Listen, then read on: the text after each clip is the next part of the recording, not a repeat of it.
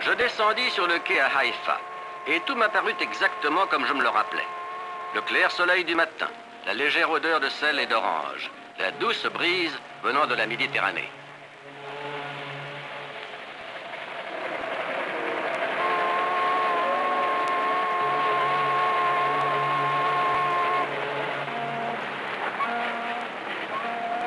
Des milliers de bruits et de visions, ravivant une foule de souvenirs, me rappelant un certain matin d'il y a 3 ans.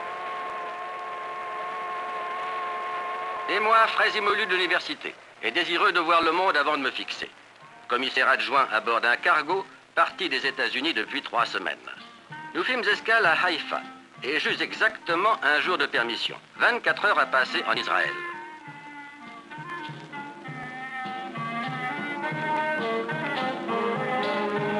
C'est curieux ce qu'un petit détail peut évoquer de souvenirs.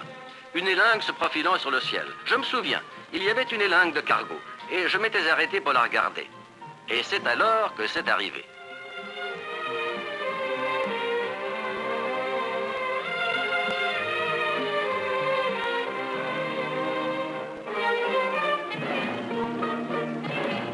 Comme tout me réapparaît clairement, ma soudaine avidité d'avoir quelqu'un qui me parle, qui rit avec moi, qui me guide par les rues d'une ville étrangère. Je fis appel à ma bonne étoile et je décidai de tenter ma chance avec mes rudiments scolaires d'italien et mes 6 mots d'espagnol. J'essayai de me présenter et je ne fis que patauger. Elle avait l'air de trouver ça plutôt comique, et je crois que ça l'était, car je découvris bientôt qu'elle parlait parfaitement l'anglais. On dit que le rire ouvre la porte à l'amitié. Quoi qu'il en soit, c'est ce qui nous est arrivé. Et nous sommes allés déjeuner ensemble dans un de ces charmants restaurants perchés sur le mont Carmel.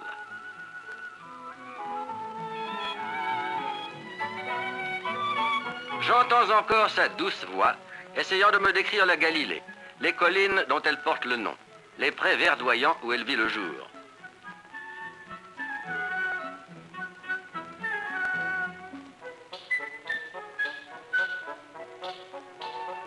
Une jeune fille du nom de Galila, au sourire aussi vif que l'éclair, et à nos pieds, la ville de Haïfa, resplendissante sous le soleil. Comme tout se précise après, c'est qu'elle semblait connaître le nom de chaque fleur, l'histoire de chaque pierre.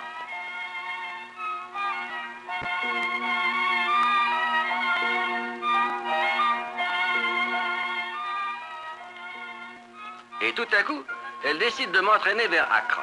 Comment pourrais-je partir sans voir Acre? Nous filons vers le nord en suivant le bord de la mer et passons devant les aqueducs romains dont les arches de pierre enjambent la campagne. Et nous arrivons à Acre.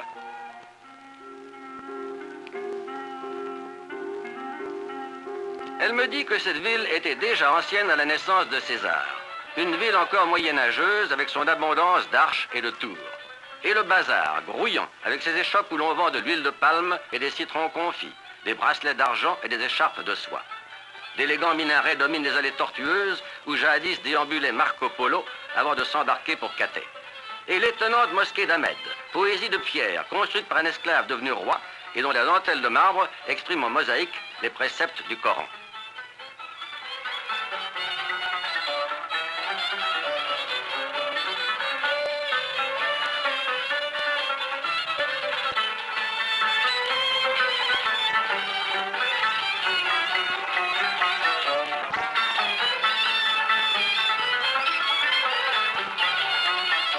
Et elle me fit longer les remparts en ruine des croisés, la rive où les chevaliers de Richard Cœur de Lion débarquèrent de leurs navires, et où plus tard Napoléon, après s'être couvert de gloire en Égypte, fut arrêté net aux portes de cette ville.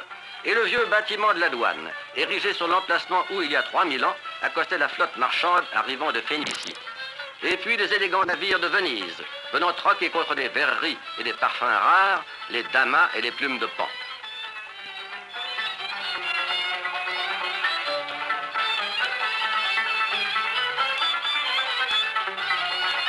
Tandis que nous étions assis à la terrasse du café d'Abou Salem, elle m'apprit à manger le pain arabe appelé pita.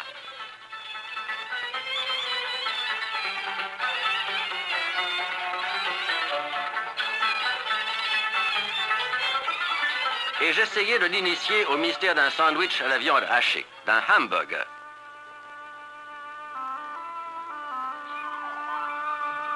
Le souvenir de cette journée le long de la côte méditerranéenne me revient maintenant teinté de soleil et de gaieté.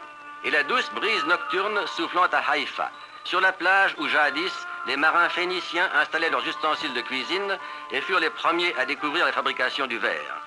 Et se dressant derrière nous, le mont Carmel, où le prophète Élie défia les prêtres du Baal.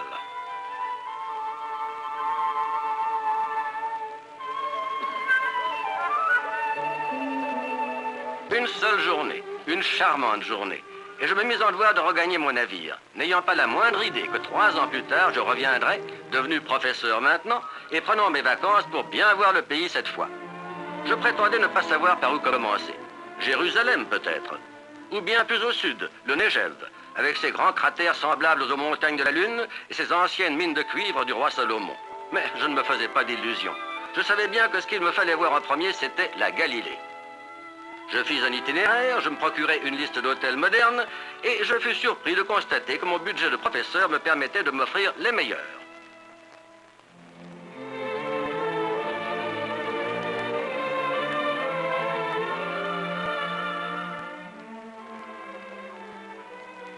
Et puis, tout en grimpant le long d'un chemin du mont Carmel dont j'avais gardé le souvenir, je ne cessais de me répéter « C'est insensé, elle ne viendra pas de moi, elle est probablement mariée à présent. » Or, j'appris qu'au cours de ces 3 années, Galila avait déménagé, qu'elle était quelque part en Galilée.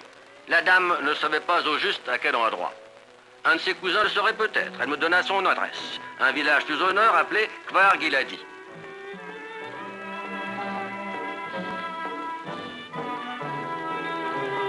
Eh bien, mon bon ami, tu n'as qu'à l'oublier. Tu es venu voir Israël, alors commence à regarder. Je louai une auto et je sortis en hâte de Haïfa en direction du nord, en passant devant les cheminées des raffineries de pétrole, en traversant les faubourgs industriels, longeant ensuite la côte, pour à midi, à l'endroit que l'Office du tourisme m'avait recommandé pour déjeuner, l'hôtel du Dauphin.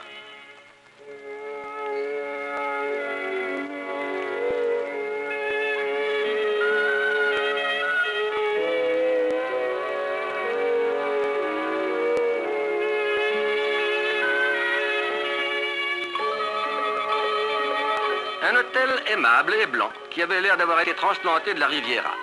Des chambres ensoleillées avec des balcons donnant sur la mer. Et un détail qui ne pouvait être qu'israélien, dans les jardins, on avait rassemblé toutes les espèces d'arbres, de buissons et de fleurs mentionnées dans la Bible.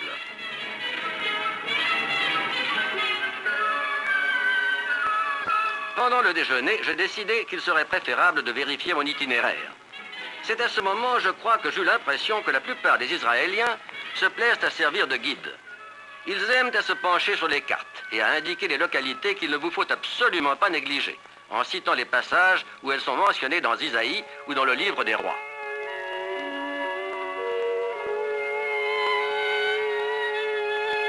Et le summum du luxe. Il fait partie d'une chaîne s'étendant de Jérusalem à la mer de Galilée et fréquenté par les Israéliens en vacances, les touristes venant de Londres, Stockholm, Montréal ou Mexico, pour ne pas parler d'un professeur insouciant venu du Connecticut, des États-Unis d'Amérique.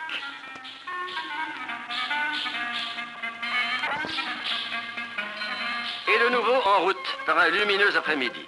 L'atmosphère d'avril claire comme le vin.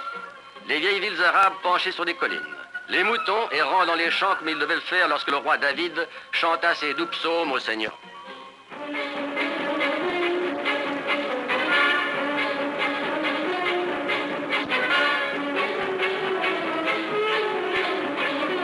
Quelque part à l'est de Hanita, je m'adjoignis un autre guide du pays, un jeune agriculteur, ancien combattant.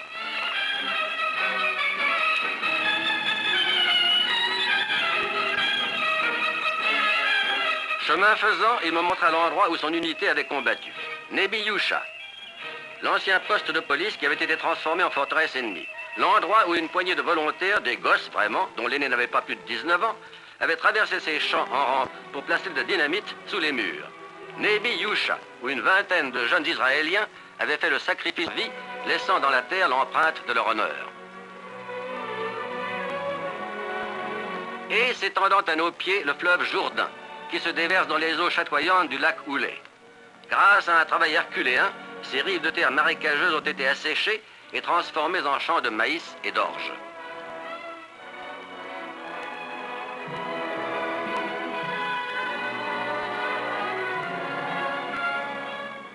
Partant de nouveau en direction de l'est, je découvre au loin la cime du mont Hermon, pointant dans le soleil, tandis que je me dirige vers Kfar Giladi. En entendant ce nom, je sentis vibrer en moi la corde du souvenir et renaître l'espoir de retrouver Galila.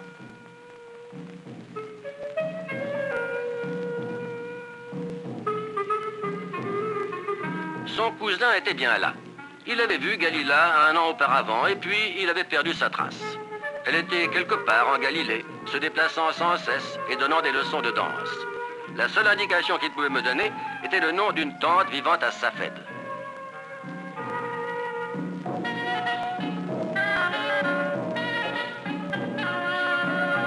Et je commençais à penser que je courais après la lune, tout en me dirigeant vers le sud, à travers des collines plantées d'oliviers sur la route de Safed. Safed, la ville d'argent. Mon nouveau guide indigène, un sculpteur qui passait, me dit que c'était ici, au IIe siècle, que le rabbin Simon ben Rochai écrivait son livre de splendeur contenant les mystères de la Kabbale.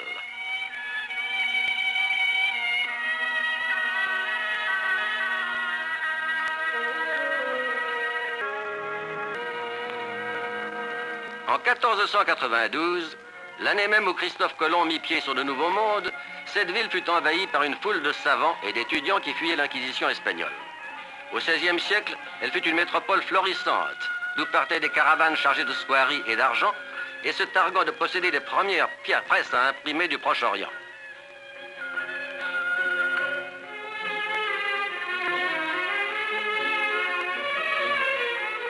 Mon guide m'indiqua le lieu où je pouvais trouver la tante de Galila, et je me mis en route, tout en essayant de me préparer à une nouvelle déception.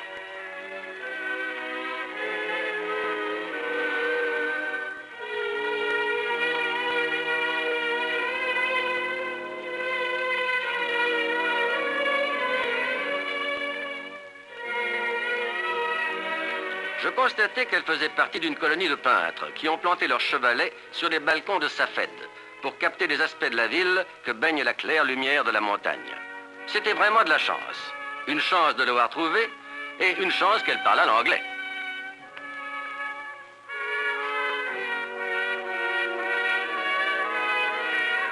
Galila, bien sûr, elle habite à Tibériade, sur la mer de Galilée. C'était aussi simple que ça. Mais soudain, je me mis à réfléchir. Un peu de calme, voyons. Il y a des chances pour que la jeune fille ne se souvienne même plus de toi. Ne poursuis pas de chimère, mon petit. Ne t'emballe pas. Rappelle-toi le but de ton voyage. Voir le pays.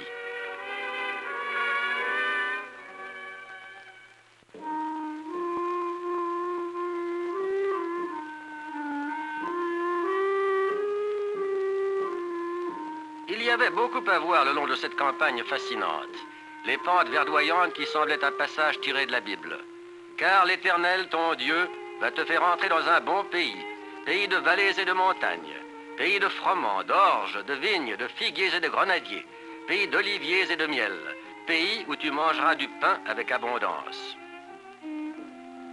Tout ce merveilleux amalgame de citoyens d'Israël, les indigènes et les immigrants venus de 69 pays, labourant la terre,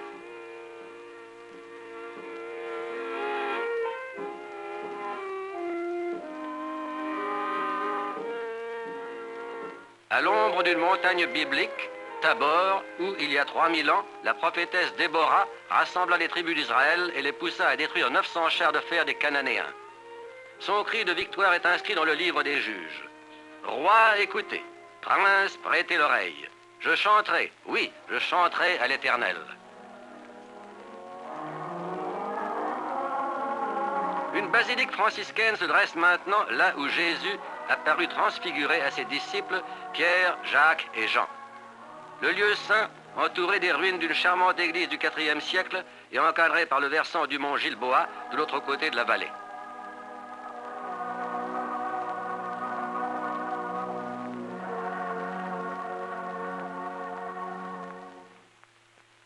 Je pris mon temps, faisant des excursions supplémentaires et pénétrant dans Cana, où d'après l'évangile selon Jean, le Christ accomplit son premier miracle, transformant en vin l'eau du repas de noces.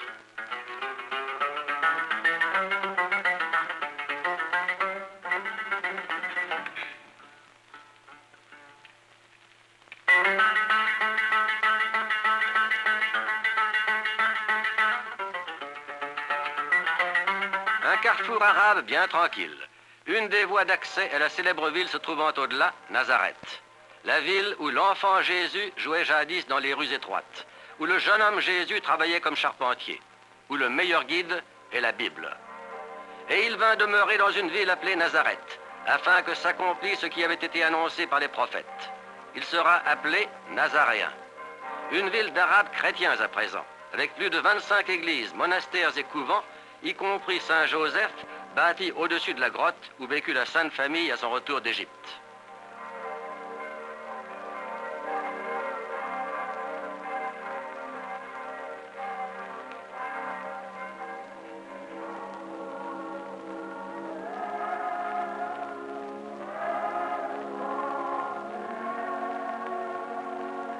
Une ville dont le nom figure dans l'histoire des grandes religions mondiales qui sont nées sur cette terre.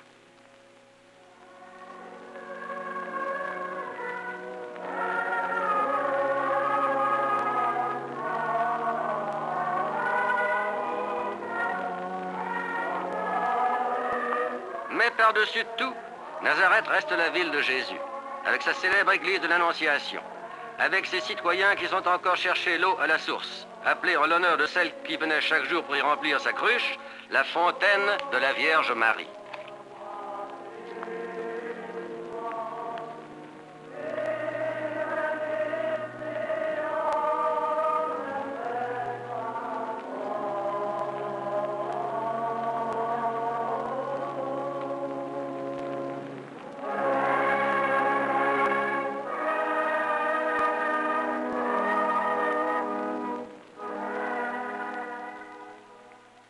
Nazareth, son vieux quartier avec les boutiques des fabricants de chandelles et des orfèvres bordant les rues qui semblent n'avoir pas changé depuis des siècles, sauf pour les nouveaux autocars de tourisme qui arrivent de Jérusalem, de Tel Aviv et de Haïfa.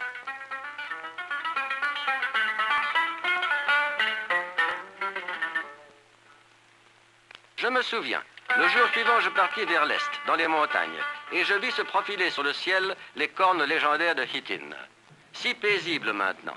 Et cependant, il y a 800 ans, ces champs fleuris résonnaient du son des trompettes de deux armées fantastiques qui avaient engagé le combat.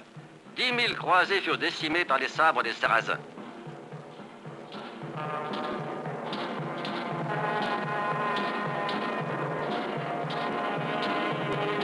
Et sur ces mêmes collines, on peut rencontrer maintenant une tribu de guerriers aussi impressionnante que toute autre de l'histoire ancienne. Les Druzes, qui combattirent côte à côte avec les bataillons juifs dans la guerre de libération d'Israël. Il y a 1000 ans, ils se dissocièrent de l'islam et fondèrent leur propre secte, se réclamant descendants du prophète Jéthro, le beau-père de Moïse.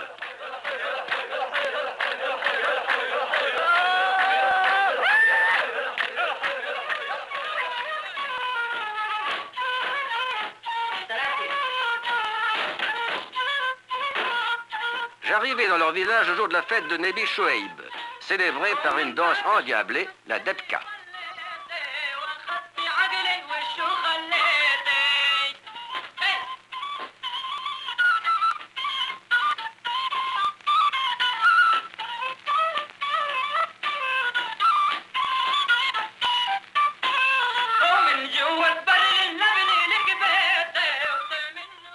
Je crois que je n'oublierai jamais la première fois que je vis la mer de Galilée, gisant là comme un fragment tombé du ciel, au-delà de Tibériade.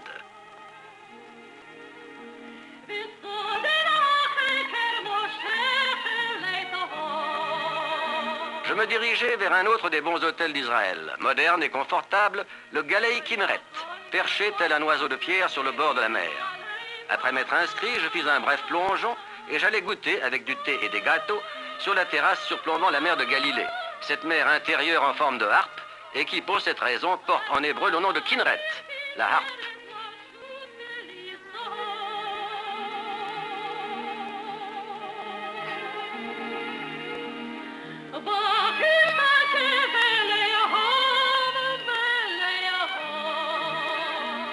En étant assis là, je pus comprendre cet ancien dicton. Jéhovah a créé les 7 mers, mais il a fait Kinneret pour son bon plaisir. Vers le soir, je me mis à la recherche de Galila, dans cette ville de pêcheurs qui fut jadis une forteresse des légions romaines. et qui est la dernière demeure du rabbin Akiba et du grand médecin Maïmonides.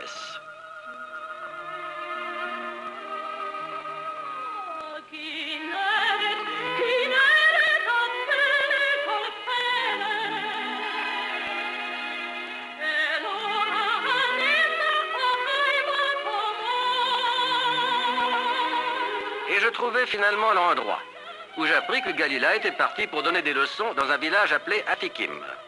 J'avais encore le temps, avant le coucher du soleil, de me rendre sur une douce colline plus au nord, Béatitude. De frais jardins et un charmant hospice italien veillaient sur l'emplacement où Jésus prononça son sermon sur la montagne. Tout ce que vous voulez que les hommes fassent pour vous, faites-le de même pour eux.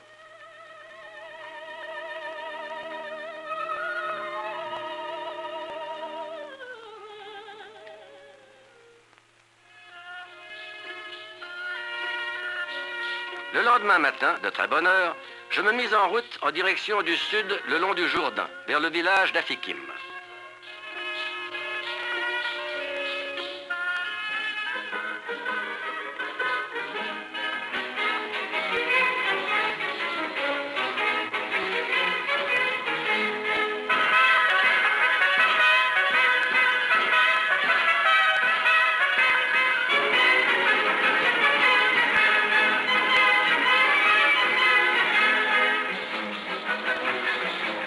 Et c'est là que je l'ai trouvée. Cela semblait si étrange de la revoir, et cependant, ce n'était pas étrange du tout.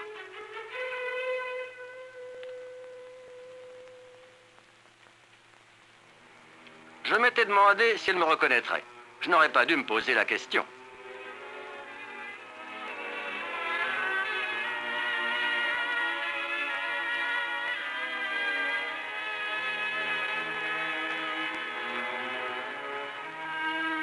Après son cours, nous partîmes ensemble, sans savoir où nous allions, sans nous en soucier.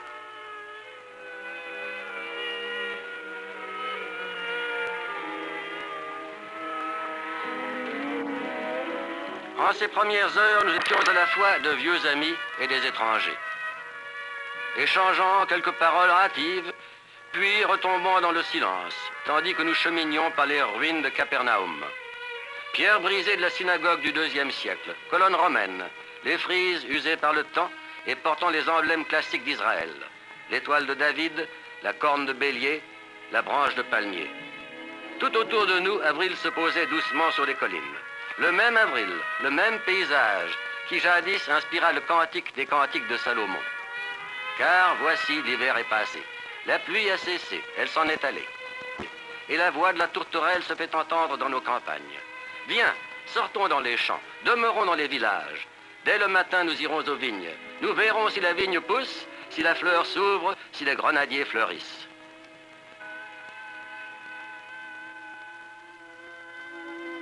Et tout au long des heures de l'après-midi, nous commençâmes lentement à nous retrouver à travers le brouillard des années passées, faisant des projets pour les années à venir.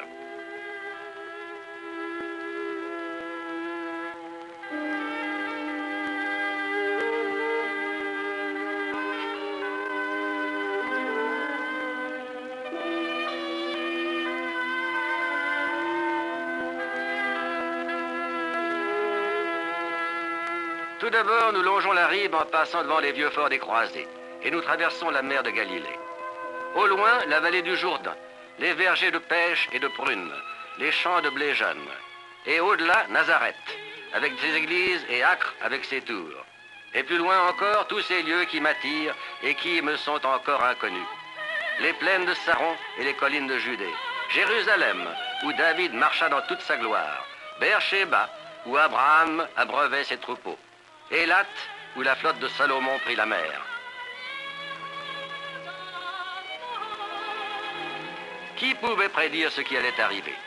Nous étions là, en Israël, par un radieux après-midi, en contemplation devant le panorama de la Galilée qui n'était que le commencement.